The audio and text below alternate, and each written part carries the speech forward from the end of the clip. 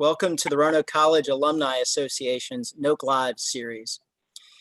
We will continue this weekly all summer with live events to include a mixture of webinars, film and book discussions, and more. Please visit the Alumni Hub page on the Roanoke College website at www.roanoke.edu/alumni. My name is Steve Esworthy. I'm the Director of Development at Roanoke College, and I have a particular interest in tonight's program, so I'm happy to be here with you. Before we begin our discussion, I want to cover a few logistical points. We'd love to know who's viewing, so please let us know via the chat feature on YouTube. Also, please use the chat feature to present questions. We will attempt to cover as many questions as possible from each of you. Today's session is being recorded and will be available on the Alumni Hub and this YouTube channel beginning tomorrow. We hope you enjoyed watching or rewatching the movie Miracle, based on the events of the United States Olympic hockey team's historic win during the Lake Placid Winter Olympics of 1980. It's my pleasure to introduce our guests for this evening. First, Roanoke College legend Scott Booker Corrigan, class of '89, played ice hockey and lacrosse at Roanoke. Booker coached men's lacrosse at Denison and Villanova before beginning a 19-year teaching and coaching career at McDonough School and the Collegiate School in Richmond. He won championships at each school before starting his current job, Vice President of Media at Corrigan Sports and Entertainment. Booker has also been a play-by-play broadcaster for ESPN, CBS, and Fox, primarily in lacrosse and basketball. He's the proud father of son Cole, 20, and daughter Mary, 17, and a significant partner of the lovely Tanya McGrath. Booker currently lives in Baltimore, Maryland. Welcome, Scott. Glad to be here. Also would like to introduce you to Robbie Kareem. Robbie's a member of the Roanoke College class of 2010. Robbie will be leading the discussion on the movie review tonight. He began his movie review career as a student during the 2007-2008 year at the encouragement of faculty member Dr. Gary Hollis and his friend Joe Richmond. His first movie review was Battle LA, and from there he would review between 2 to 3 movies each week. During the summer of 2008, he moved up to 5 movies a week due to the summer rush and midnight release premieres. He currently writes reviews for the website imdb.com and has his own blog. When not reviewing movies, which doesn't sound like it's very often, Robbie is a pharmacist at the Salem VA Hospital. He attended Shenandoah University's Bernard J. Dunn School of Pharmacy. Robbie, we're glad to have you with us. Glad to be here, guys. And finally, I'd like to introduce you to Warren Payne. Warren is a member of the Roanoke College class of 2023. He's going back in the time warp there. So he's a rising sophomore at Roanoke. He's from Alexandria, Virginia. He's an honors student majoring in health and exercise science and plans to add a program in psychology, neuroscience, and statistics. He serves on student government and is a member of Alpha Phi Omega Service Fraternity. Building off time playing youth hockey, he currently plays goalie and serves as the vice president for program development for the Roanoke College Club ice hockey team. He's also a volunteer coach for youth hockey organizations back in his home area.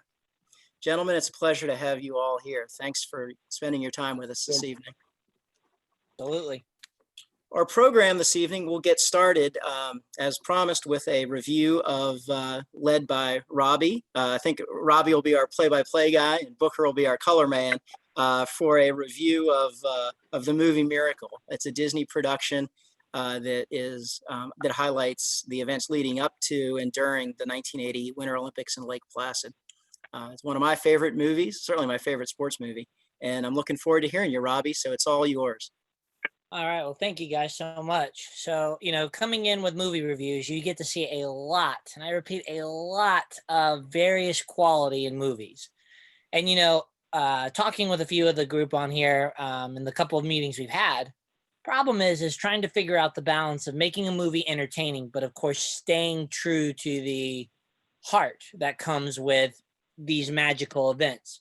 history is always difficult to recreate, because if you recreate it too whimsically, suddenly people who want to go in and see the recreation of the event are going to boycott it. Well, pretty much like anything we see these days, with extreme prejudice against it. And if you make it too realistic, you may find yourself only catering to a certain amount of people. And again, you're going to kind of lose faith in what you're doing. So finding that balance is always key.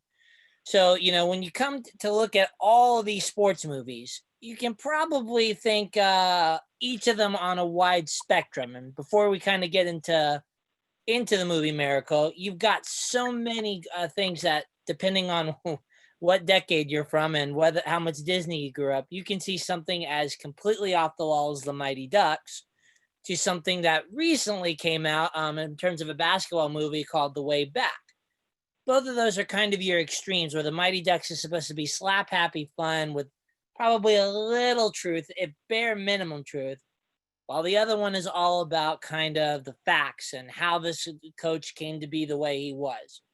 So that's where Miracle kind of falls in, is figuring out why is it so entertaining, and why does it speak to the group that it speaks to? Why was it used as much as it was in terms of sports? Because when you think about these movies, another layer that I do as a reviewer isn't so much just looking at what the movie is presented in, how good of a quality, but also what's the underlying stuff behind it. And in many of these sports movies, there's often a motivational factor. We all know those coaches, those teachers, those events that kind of stick with us. And though a 1980s win should definitely be sticking with it, this movie sort of signifies and can be used immensely for sort of coaching and guiding the future generations, and hopefully inspire them to victory.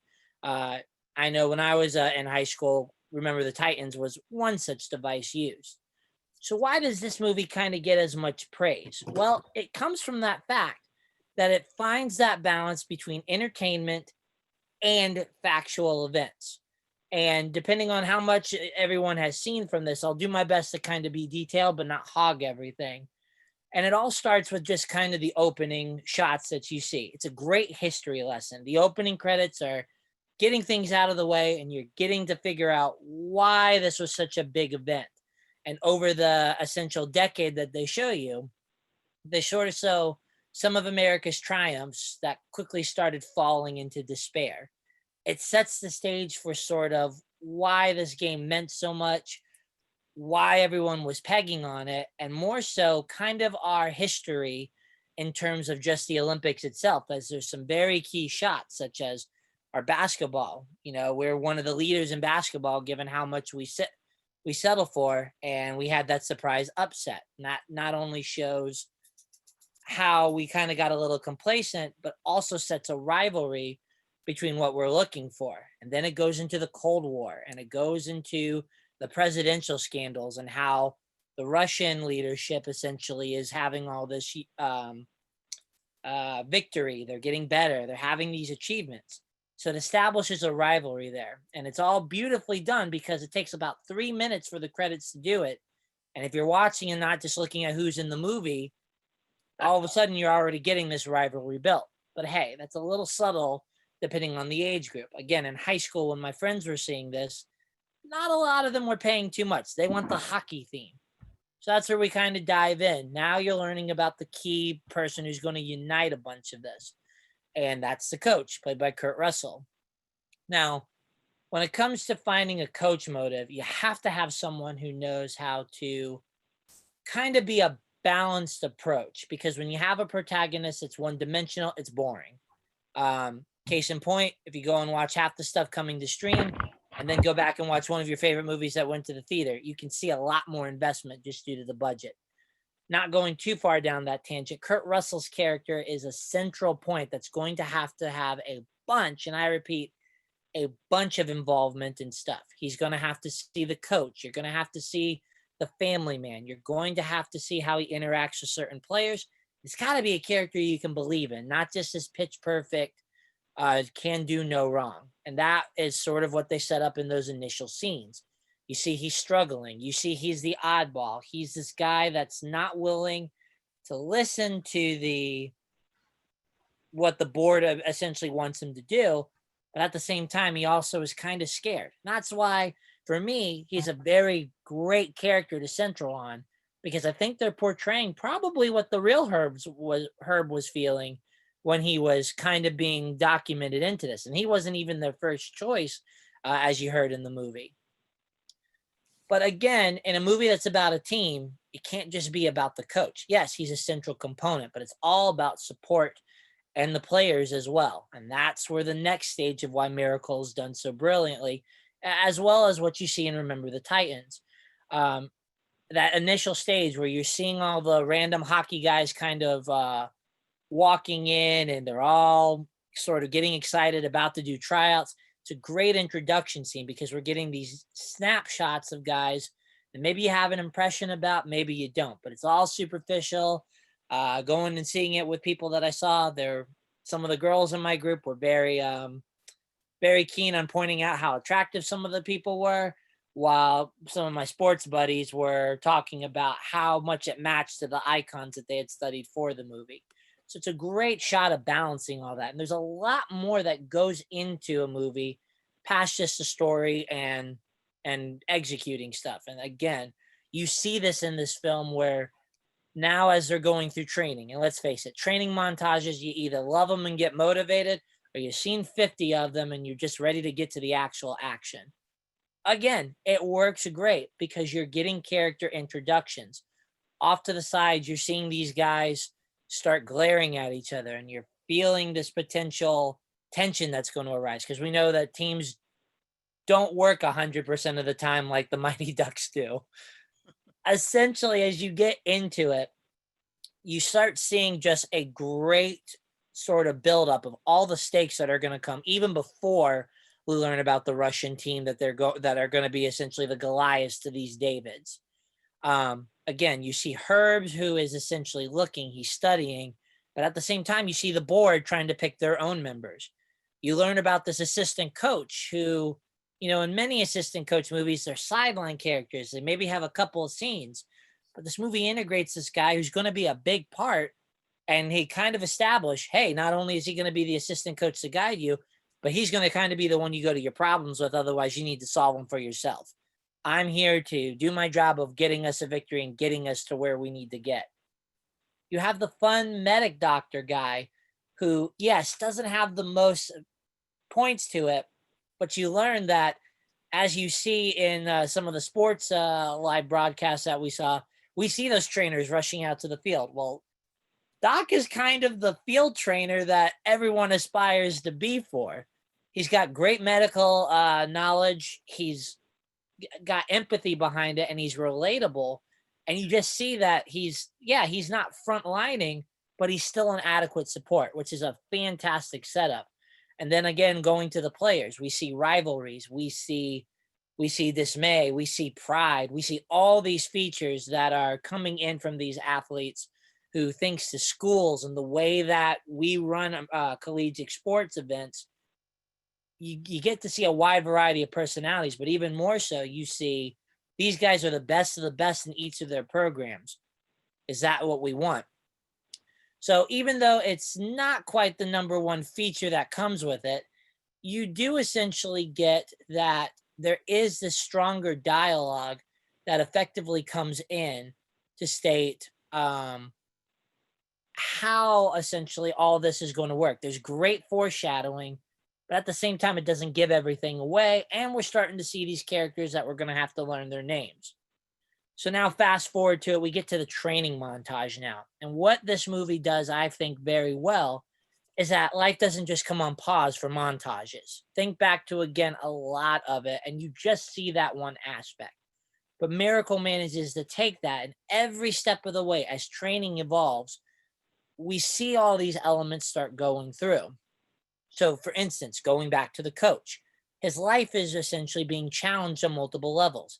He has a challenge about keeping his marriage and his relationship with his kids alive. So you're seeing that component of it evolve to show really how big of a miracle Herb did, not just on the ice against this behemoth that hasn't been beaten, but also finding the balance, which, in this day and age, I think a lot of people sort of uh, struggle with is finding that balance and figuring out where it goes. If that's not enough to do it, now we're starting to see some other components. Again, we're seeing the development of the big bad teams that we're going up against.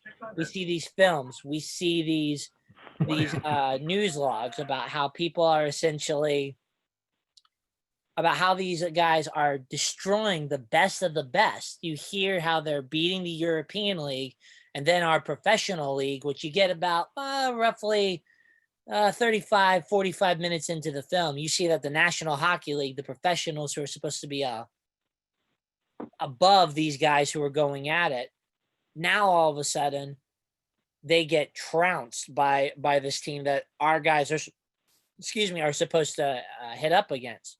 So again, it's great establishment for showing you just how deadly these guys are in terms of their hockey skills. Then you go back to looking at the players, and this is what I also love about it is the movie manages to still give you characteristics of the players. Now, yes, because you had about essentially, including everyone in there, probably about 35 key characters you had to try to balance. To fit this all into roughly under 2.5 hours is going to be very difficult to give character development the way they did to Herb to everyone else. But I still find that as you see various players, you're still getting some meat to their lives. Rizzo learning about how he has to be the captain and step it up. Why was he the guy who was deemed the captain? And it's not just like one of those famous Disney moments where they slap a C on and big music voiced, or there's this gigantic monologue. It's essentially you see this evolution as they go through. Rizzo's the one who tries to sort of quench some of the old rivalries. He's the one who sort of leads it and brings comedy to it. Then all of a sudden, you see the other guy, O'Callahan, who's got a gigantic chip on his shoulder, and we learn why. You hear that history, but it doesn't take a 15-minute scene for him to have a flashback and go into this detail where, again, dramatic music is playing and violins, and he's crying because he's missed it. It's a real heated emotion, and he takes it out on the guy who brought it, which I believe was McClanahan. And then you learn about that. Then all of a sudden you go into the Coneheads, which, yes, are not the key characters, but they have, their significance and what they were doing and why. And you see that during the practice. And then, of course, sort of the big key character you see is the goalie, the guy who was essentially the wall. And we all remember from various either World Cups or hockey games, those guys are amazing at the wall and the reflexes they have to do. And yes, you get to see that talent, but guess what? It's not like he was perfect at it. And you learn about the trials and tribulations this guy went through. And that's what I love about this is you're seeing these characters evolve in a short timeline. And even more so, you're seeing the repercussions of what happens when they go in there thinking they already have it down. The first game that we see this for right before even the Olympics start. So when they're going up, I think it was Norway, wasn't it? Mm-hmm. And these guys are, yeah, they're not bad. Norway's not bad, but they're not the elite team. It's a good middle ground to test it, and they tie. And so what happens? Well, again, you get to see it. Now, this is where we have to figure out, is this where the movie magic happened, or was this truth? Me, I kind of feel it's a little more towards the movie magic where you see the guys on the bench talking about the girls and how amazing they are and what they want to do with them. And if that did turn out to be true, then yeah, no wonder we didn't do it. Our heads weren't in the game. But you see that. You see the coach getting frustrated. You see the players acting like it. And you even see the guys out there who are playing and they're not looking like you would expect them to do when you see the training montage. So this leads to that famous scene again. And this is ironically again, where you're going to end up seeing more evolution of the characters. So, like a good book or a good book series, the character never stops evolving in some sort of way, whether it's a constant uphill battle and they keep getting well to the sort of that roller coaster mode where you don't know where you're going to hit highs and lows. That's what this movie does brilliantly because there's no invincible complex. And unless you've gone back and you have the hockey knowledge that some of my guys have on here tonight, You may not know how their history of this went. You might just know the end game. And that's sort of the problem with historical movies. If you've done your research and you know how it's going to end, it kind of takes the suspense out. But this movie somehow manages to inject that and keep your interest. And for me, it comes from, again, we're seeing these evolutions. So that again scene has, a darker tone to it, but it doesn't take 35 minutes to get the point done. There's a great use of music, good cinematography. The acting comes out to show you that one coach doesn't agree to this. The doc has his faith in Herb, but even then, he doesn't know what Herb is thinking. And that's when you finally get the uniting scene where, again, we now have broken through this next gateway of Rizzo sort of stepping up as captain to answer that question about who do you play for, because everybody keeps answering their school, etc. So essentially, as I need to wrap this up, what we need to look at then is you start seeing all of this gradually evolve. We see this team come together, et cetera, et cetera. And where the final component is, where all of this blends, is that next to last game. And between seeing essentially their first failure and seeing them unite, you get individual focused players, all sorts of stuff. It's a wonderful sentiment that just wraps everything together and shows you great cinematography that give you enough of the game without blowing it out of the water and not diluting it by magic. It feels very realistic. And with that, I will let someone else speak. Sorry. Booker, talk to us a little bit, if you would. I was a 10, soon to be 11-year-old youth hockey player in Hershey, Pennsylvania in 1980. You were a 12 or 13-year-old youth hockey player in the Philly suburbs. Talk about what that whole Winter Olympics, that whole miracle event meant to you and in the grand scheme of things. I can tell you that it was one of those things that you gravitated towards, because I went and saw them play at University of Pennsylvania, and I was riveted by their determination, but you also get a sense of believing the stories that you're hearing about how Herb Brooks knew he had a bunch of guys from Minnesota and a bunch of guys from Boston, and he needed to unite them. And the way he did that was becoming their personal adversary. A lot of coaches don't do that these days, but Herb Brooks knew he had 9 months to build what he believed. Somehow, some way, he believed that it was possible. And he knew that in order for them to come together as a team, they needed something to either love or hate. And he's not the kind of guy that he wanted them to love him. He even said in the scene in the movie, and it's a true story, I'll be your coach. I won't be your friend. If you need a friend, take it up with Coach Patrick or Doc. I'll see you on the ice. And he really did be. One of his famous lines was, Eruzione, you're playing worse and worse every day. And right now you're playing like it's the middle of next week. So he would, break them down so that they could go into the skate room after practice and say, God, I hate that guy. And someone from Minnesota or Boston, they'd all chime in and say, so do I. Let's start a book. They had a book of quotes from Herb Brooks that, he was bashing him a little bit, but somehow, some way, Coach Brooks realized that if they could find a way to believe, they could accomplish it. And it was miraculous. And I got to give credit right now, because we want to talk about Roanoke ice hockey too. A long time ago, a guy named Fred Palmer believed that we could put a hockey team on the ice, and somehow, some way, we did it. And it was amazing. It was so much fun, incredible fun. But obviously, nowhere near on the same scale as the greatest sporting event in the 20th century. So, Booker, you're definitely teasing something that we're going to talk a little bit more about here. But it was funny. Last week I was prepping for this before the weekend, and I went and found the 1986 and 1988 Roanoke yearbooks, and there's some great old photos in there. But there is definitely a shout out to Fred Palmer as the driving force behind the creation of the Roanoke College club ice hockey team the first time around, and we're lucky to have Fred with us here from his home. So Fred, welcome. We're glad to have you here. There's quite a few players, former players on here. Well, thanks for having me. This is great. I'm happy that the team's still together. This is Kelsey, my daughter, went to Roanoke, class of 2016. Right. Oh, excellent.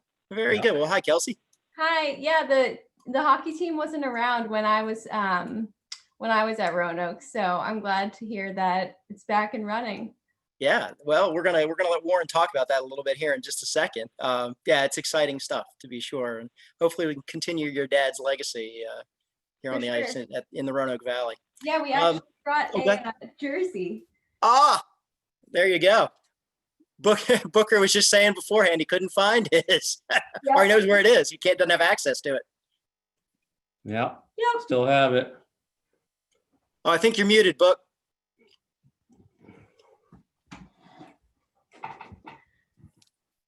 Kelsey, while I have you, can you please give your dad a big kiss and wish him a happy 90th birthday for me, please? Booker. Or not, I didn't even send the card. I feel badly though, but Fred, you look great for 90. Thank you. Fred, that begs a question that we got from one of our viewers. What year was it that you started the program, that you helped start the program? 1985. I played, let's see, my freshman year was 83, and my brother was up at Washington and Lee, and he was playing club hockey up there. And so I joined their team for my freshman, sophomore years. And then, That must have been uncomfortable. well, it was a little weird. Yeah. Well, we're glad that you started it back at Roanoke. Well, anyway, so we played in Salem now at the rink in Salem. And then I started the team in 85. I put signs up around the commons, and had about 20 people show up at the meeting. It was pretty neat. And I petitioned the college, and they gave us like $500 towards ice time. And we had a real good team. We had some a lot of lacrosse players like Booker, but we had like, remember Booker on your line? Who do you have? Dave, Johnny Worcester, Johnny Abrams, we had Johnny Hummel, and Charlie Walker. He only played a couple games. Hero wouldn't let us all do it, but we had some great. Yeah, we had some good times out there. We played like maybe five games the first year against WNL, Virginia Tech, Liberty. Remember the games against Liberty College, Liberty U? Every game was 9-8. It's awesome. Yeah. I was trying to, let me see if I can bring this up here. I have a couple of snapshots from the yearbook. So let me see if I can pull this off. There we go. Let's see what this one is. There we go. See if any of these guys look familiar. Is that the bench clear and brawl? That I can't speak to. You'll have to answer that one yourself. Let's see. That must be There we go. Here's a team photo. What's that, from 88? I think this one might be 88. Yeah. Yeah. There's Booker. You can see Booker behind Rick Kelly, the goalie. Isn't that you, Booker? I can't zoom in that closely. I'm old. I get bad eyes. Why do we all have our helmets off? That's great. I'm going to assume that was a post-game photo, hopefully. Oh, there you go. Here's the first season, and who's that guy playing center? That's the question. That's taking the draw for Roanoke College. I don't see that form a lot anymore, I got to tell you. It's not coming up. Can everybody else see that? Just the one picture. We're only seeing the one picture, Steve. Okay, well, all right. I'll get out of that and get back to the events at hand. But Warren Payne is with us. Warren is, like I said, a member of the class of 23 and at Roanoke College, and he's been instrumental in getting the college back to recognizing men's club ice hockey and taking it to the intercollegiate level. So Warren, you want to talk a little bit about where the team is right now? Yeah, I am pleased to be able to announce that Roanoke College will be returning to intercollegiate ice hockey starting this fall as a member of the Atlantic Coast Collegiate Hockey League. We will be playing in the South Division of the Colonial League against schools like High Point, App State, and Radford. We're all really looking forward to returning to playing against actual schools instead of a bunch of 40-year-old guys. Some of us are 50, Warren.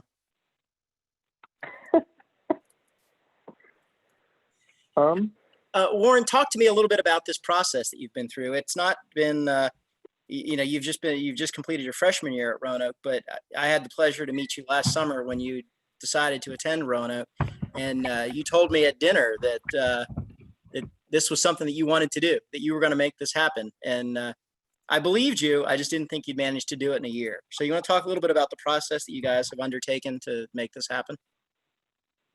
So this has involved an incredible amount of coordination between the players on the team, Roanoke College administration, the league administrators, as well as corporate sponsors, the rink. We're looking forward to getting a deal with Warrior Hockey for this season. So that's a lot of coordination as well. And just advancing from we're playing the local adult league to putting together a charity against the military institute to now being able to play in an intercollegiate level has been it's been an awful lot of work, but it's going to happen. So, Booker, talk a little bit about your days on the team and how you, what that meant to your college experience.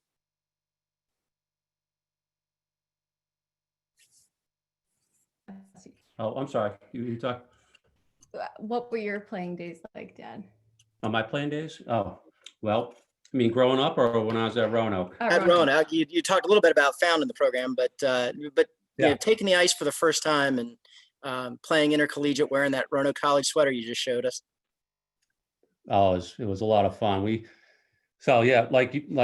it sounds like I just heard we were playing the men's league quite a few times, the local men's league. And a lot of these guys were former ACHL guys, the lowest level of professional hockey. Like if you ever saw that movie, Slapshot. Right. It's not the Charlestown Chiefs, but it was like I think they were called the Roanoke Rebels. And so Yes, they were. These guys, they had a chip on their shoulder, all of them, because they all got cut, right? So here they are playing all these college guys, and a lot of the guys on our team were smaller in stature, and so they were banging us around pretty good.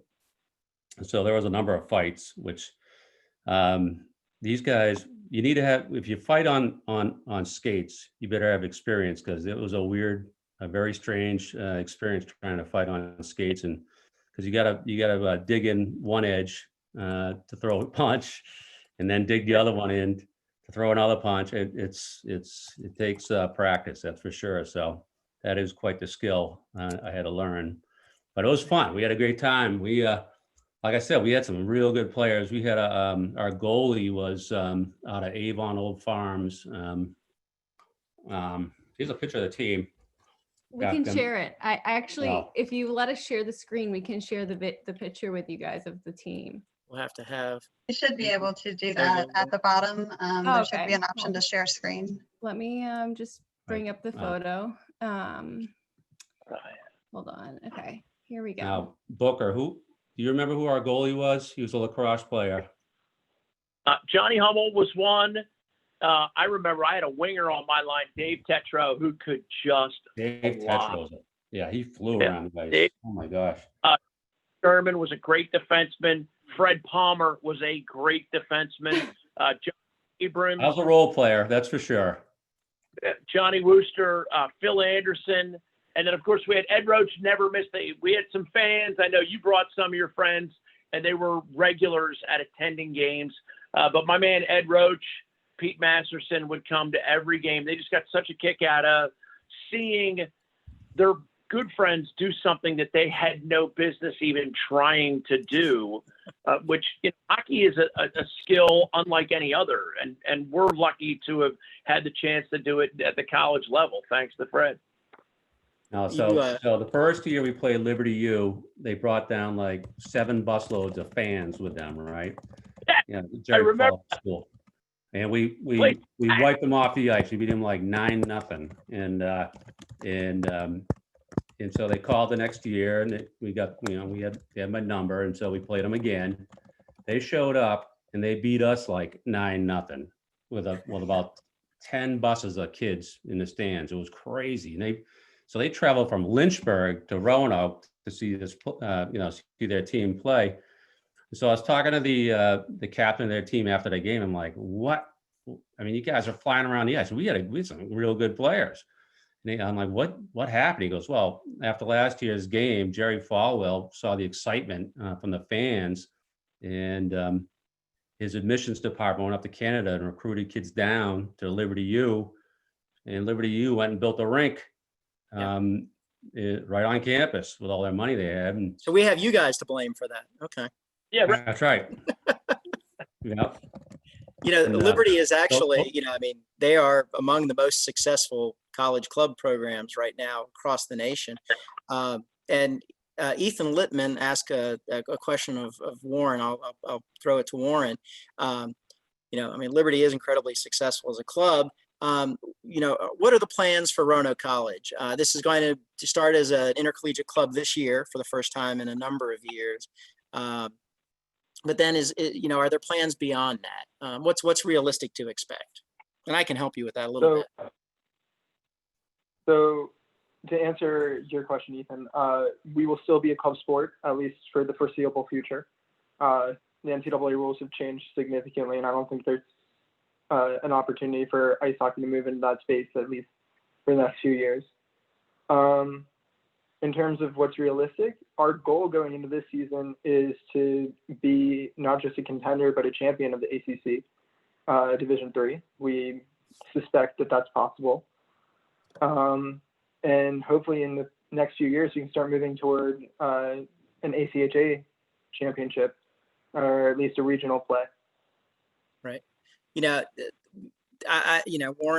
Warren has shared with me their goal, certainly to start is to start at the ACHA Division III level, and to continue to get more and more competitive, over the course of the next several years.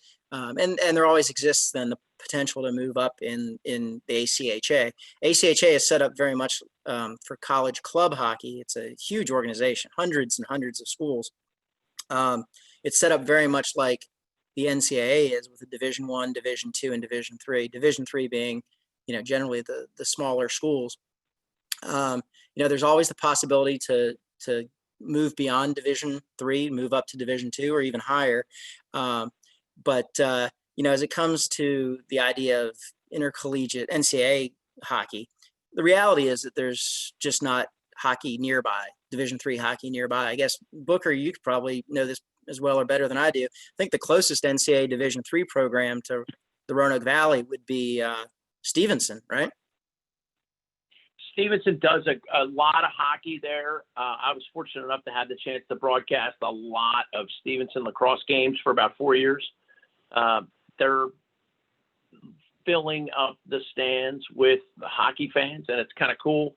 I'm scrolling through that team picture. I hope everybody's getting a chance to look at that. That might have been a great Roanoke College hockey team right there.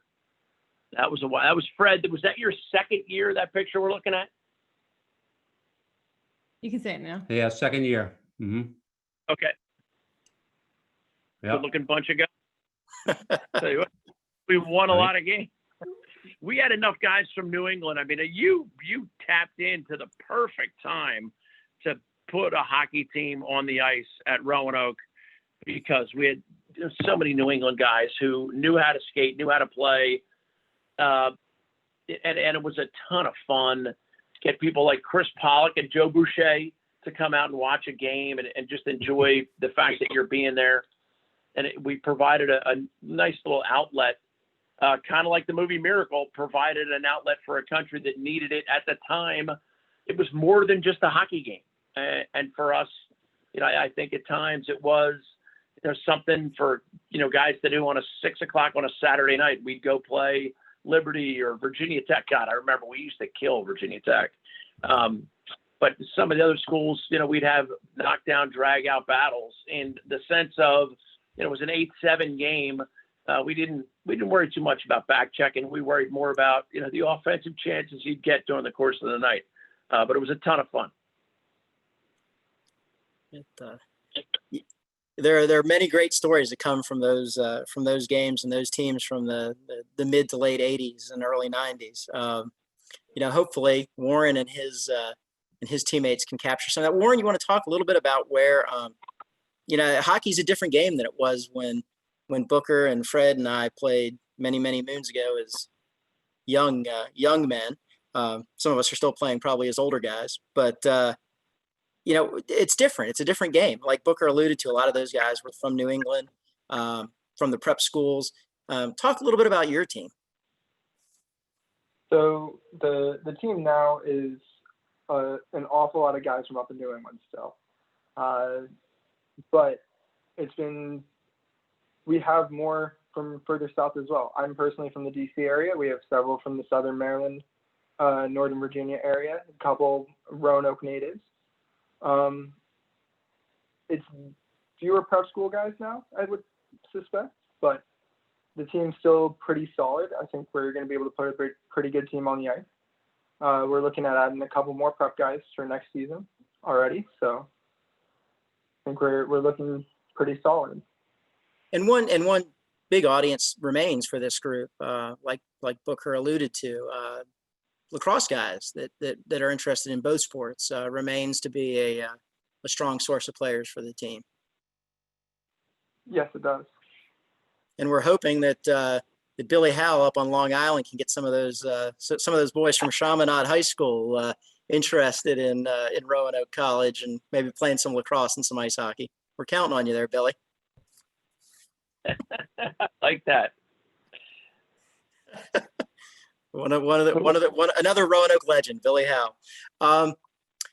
So as things get ready to, the big question, Warren, as we look ahead for everything, over the next several months is COVID-19 and how that, how we are able to bring that under control a little bit and get back on the ice. But do you have a report as to how, is there anything that impact there on the club, on the plans for the club team? Oh, so in terms of the league, they have canceled the planned fall tournament, but everything else seems to be planning to go. Obviously, travel is going to be a little restricted with other schools not able to travel as much as well. But we are planning to play a full season and play against some pretty solid schools. Good.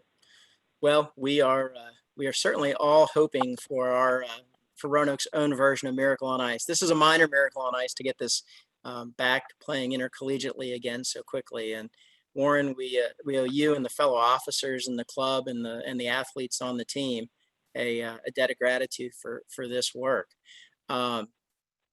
Robbie, if we kick it back to you, do you have anything else you want to say about the movie The Miracle on Ice? Really, I mean, truly is for those of us of that generation, a seminal moment. I rewatched the movie Friday night, and then I watched the HBO Sports did a great documentary, I think, called The Making of Miracle.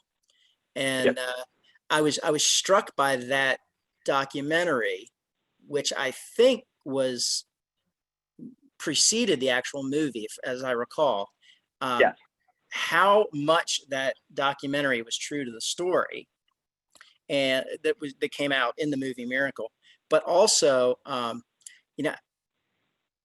watching video of the games, I don't ever remember, Fred, Booker, maybe you have a different insight. I don't ever remember sporting events, an American Olympic team or national team, hearing the USA chants.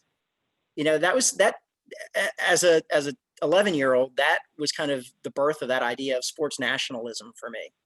And I would be interested in your reflections on that. And I think that's a neat thing that this has for Roanoke College too, a point of pride where, we can build some more of that, that school spirit. And I can jump in right there. I remember vividly watching the USA come back to tie Sweden in the first game that they played in the Olympics. They're down 2-1. And if they did not tie the game, they were basically going to be eliminated from making it to the semifinals. And Pelle Lindberg, which is, number 31 for Sweden, my kid still wears the number 31 in honor of Pelle because Great it was Flyers goalie.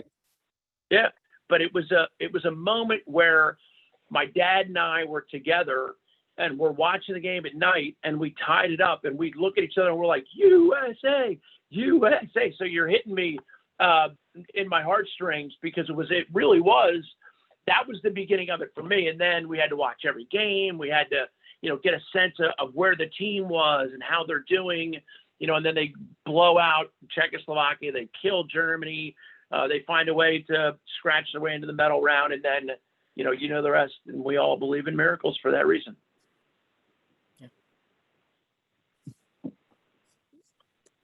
Yeah, so the thing that really comes down to me when I see that scene is that's the part of the movies that I like when you add that movie magic. And that was the best part is you didn't have to go so far because that's what it was doing. That was the brilliant setup of the movie. And as you said, Steve, it's just such a great inspiration to see how they incorporated the fans, because that's another element that you don't necessarily see unless it's like the parent of one of the players. In The Blind Side, it was all from like the perspective of Michael's family. But in this one, you're seeing everything from the goalie's father who's rooting him on to seeing that hope and that inspiration and how it fuels the players. I mean, that's what I love about it is it doesn't feel like they had to stretch too far. I also looked at the making of it to see and kind of get an idea. And you're right. It hits so much in terms of really bringing out the miracle of that moment. It's almost like they recreated that scene through a window in history, whether it be not only through the looks, because you got to give Disney props with their endless budget. They know how to take time from the past and bring it to the present with modern day cameras. Yeah. And I think between that, the cinematography, just giving you pieces everywhere, even something as simple as, and I love this scene in the movie where even before we go to the motivational one, the scene where McClanahan gets injured with the bruise, and Herb goes in there and sort of documents, I'm gonna be the jerk who's gonna get him mad at me, and he comes right back out. It's brilliantly timed. I don't know how much of it matches that quote book, like you said, but it takes that, adds a humor timing into it without going above and beyond. It feels very natural, even though there's a little bit of the magic behind it. And that's just where the last half of the movie comes from, which is something that's, again, extremely difficult. It almost feels like you went through the journey of them in a 2.5 hour point, and you got each of the struggles that they went to with a great climax at the end to give you those highlights with that epic battle at the end that feels like I'm watching an Olympic game. That's what I love about it is it didn't feel forced. It didn't feel like these were key setup. I still remember when I watched it, I actually watched it twice to get ready for this. When I watched it Saturday night, that scene where he comes off the bench, it's good. This is better than anyone has ever seen against the Russians. It's 2-1. We're okay with that. And at that last second, there's no like big flying V like we talked about in the pre-conference. He took a shot, it bounces off, and there he is right at the rebound. And you go back and look at the making, I'm like, they really did not have to stretch that. It was done so well. Yeah. And I just love that about a movie when you can take that realism and manage to emphasize what was back in, so this was right around 2002. So 22 years prior to that, take that hope, take that spirit and imbue it and embed it into a modern day filming. Right. Absolutely. Yeah. I mean, I think you captured a whole lot of the magic of that movie. I mean, that's exactly right. We've clearly hit on a topic that Robbie and Booker and Fred and I can talk about ad nauseum. But I did want to open it up. If anybody else has any questions that they want to offer to and Warren, to Robbie, Warren, Booker. I'm sure Fred would be happy to answer questions. Please don't be shy.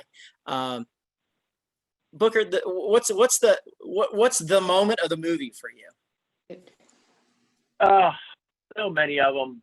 When Jack O'Callahan comes in against the Russians and has that one hit on a guy who's not expecting to get hit by some college kid from the United States, and he knocks him right on his keister, takes the puck away, and he feeds it up, and that's where I think it's Dave Christian scores on a slap shot coming down the left wing. That sticks out to me. Another one, Coxie, why do you play college hockey? Well, isn't it obvious for the chicks? Which I thought was sad that he's the last guy that gets let go. The other part of the movie that really sticks out to me is when Herb goes to the Christmas dinner at Rizzo's house. And after the dinner, Herb's driving home. And they cut back and forth. And I think Rob will appreciate the movie cinematography here. The guys on the team all go out and play football in the snow. And on the ride home, Herb is listening to a speech by Jimmy Carter, which is 100% accurate, that in that period of time, a percentage of Americans believed that the next 5 years was going to be worse than the prior 5 years. And I'm glad to say I've never felt that way, but I know that in those times with gas lines, and I was 15 years old, when this was all going on, it was not a great time. Interest rates were at 18%. And to hear Jimmy Carter say those things, it really then puts Patty Brooks, Herb's wife, her line about it's more than just the hockey game. And it really kind of was. Absolutely, it was. I mean, I think there was a real change in the whole American psyche. Yeah. Right on the heels of that, I think it did give us, a new perspective. A better sense of who we are. They played the Soviets at Madison Square Garden 5 days before the Olympics, and they lost 10-3. At Herb's famous line, Jim Craig says to him, "That's my net." And Herb looks back at him and says, "They just scored 10 goals. I think it's everybody's net." the chemistry that they were building, but he knew he had to keep pushing them all to find a new gear. And obviously they certainly did. It was meaningful. That's right. Well, I don't know that it's everybody's net line was Warren's favorite from the movie, but that remains to be seen as a goalie. Marilyn, I understand. Marilyn, I understand you have a question. I just want to add a little historical perspective. That game was pivotal in so many ways for the ice hockey community. I was married to an ice hockey player from Minnesota, and I raised a son who became an ice hockey player in Fort Lauderdale. He started taking lessons at 5 years old in Fort Lauderdale. So don't discount these guys for the team next year. You don't know who you're going to get. That's right. But he plays as an adult. He's like 50 years old, and he still plays for an adult team up in New Jersey. He lives in Hoboken, and he has played for he's an accountant, for heaven's sake. So he still plays ice hockey. But my two grandsons, who are like 7 and 9, are now ice hockey players up in New Jersey. They went to the finals when school ended up there a couple months ago, and they played at that hockey arena up there where the team had played. And I believe Palisades, not Palisades, you'll know the name of the place, but where they had won the game. And I got a blow-by-blow all day because my son, who was still so excited to be at that arena where that game had taken place and they won. So all these years later, and they're still yelling USA, and it was the first time for that, phenomenon in America. And we did need it then under Carter. And we needed the win as a country. And it was a pivotal event. You're right on a number. You're right. Your observation that was a seminal moment for American hockey. It was. American hockey was pretty moribund at that point. Since the 1960 Olympics, there hadn't been a lot to celebrate. and American players still made up a very small fraction of the top levels of pro hockey. There just wasn't a lot to be excited about, but that really set the stage for, Yes. what now, if you follow professional hockey, some of the greatest players in the world are American born and American bred players. That I think comes directly from 1980. And there's, like you say, there's no question that, boy, the country needed it. It was huge. 1980. It was huge. Yeah. And by the way, both of my grandsons won their tournaments. They're both of the champions in their league. Well, I hope you'll make sure that the Roanoke College admissions office gets their addresses and emails.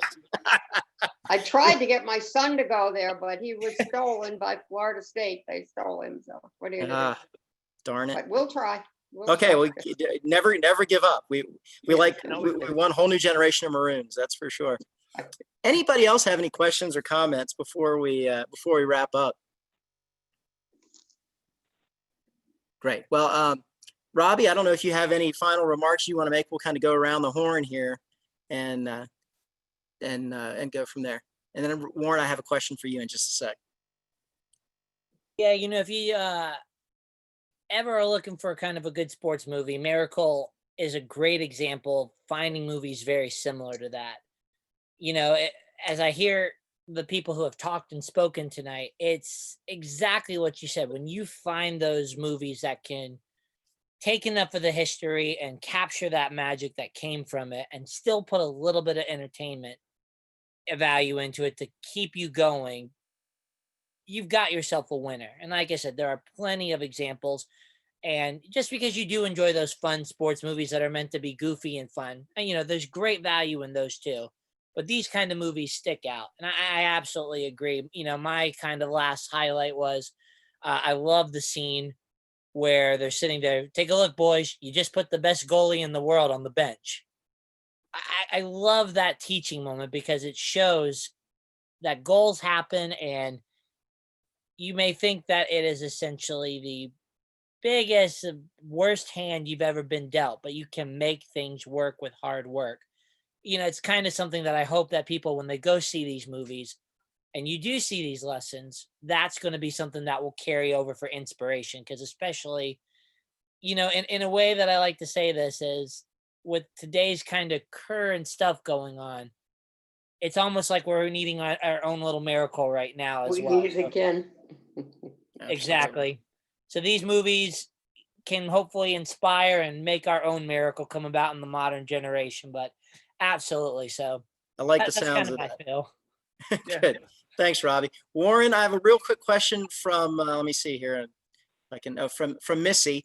Missy wants to know what's the estimated cost per player for the upcoming season for the club team? So we're really hoping to keep dues to as low as we can, because everybody knows hockey is an expensive sport, right? You still have to pay for gear and all of that as well, on top of all the travel. We're looking at dues at $600 per player, but that relies on a lot of help from other people as well, not just the players. We need money to be able to put a program together, and if we have to make dues more than that, we're going to have to make dues more than that. Right. Thanks, Warren. That in all honesty, that's part of my job. I volunteered to help the club hockey team raise some much needed funds to get started, and then to continue to operate well. So that, Warren, you've got my commitment. You know that. So we'll keep working hard to that goal, because that's an important part of what you guys have begun. You have any final comments you want to make, Warren? Well, I'd just like to say again, we appreciate everything you do, Steve, for the program and helping us with the fundraising and all of that. I would like to plug the team socials. If you'd like to stay updated, we do have an Instagram account at RC Ice Hockey, if you're interested in following and staying up to date on the program. But other than that, just thank y'all for having me. Great. Thank you, Warren. Booker, what do you got to say, friend? I got a couple things. One, Steve, thank you so much for having me involved. And Fred, I like to bust your stones a little bit about the age thing, because you are probably 6 months older than I am. But one of the things that stands out from the movie, and Rob he alluded to a lot of the special moments, but when Herb tells him, he says, this cannot be a team of common men, because common men go nowhere. And I was thinking about that as you all were talking about the present scenario that we find ourselves in with this COVID and Black Lives Matter, and how COVID's going to go away and it's going to be a once in a lifetime thing. But the whole Black Lives Matter and the value in that's a rest of our lifetime thing. And I think that should resonate with the people who get a chance to watch this.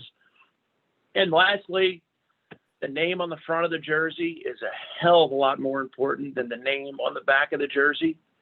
And that's a great place for Roanoke College hockey to live. Well said. Well said. Well, Robbie, Warren, Booker, Fred, thank you for joining us as well. I cannot offer enough appreciation for everybody being part of this, for you all joining in the discussion.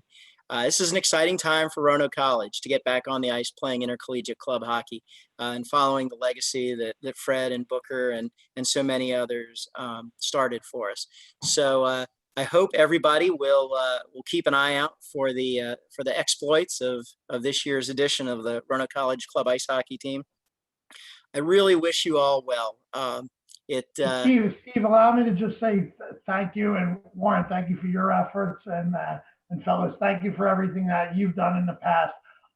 I enjoyed going to the club games at Roanoke Civic Center and the Rebels back then, but it's just fantastic seeing everybody. And if I can help with getting players from Chaminade on Long Island or any of the other schools here, I'd be happy to. I'd love to.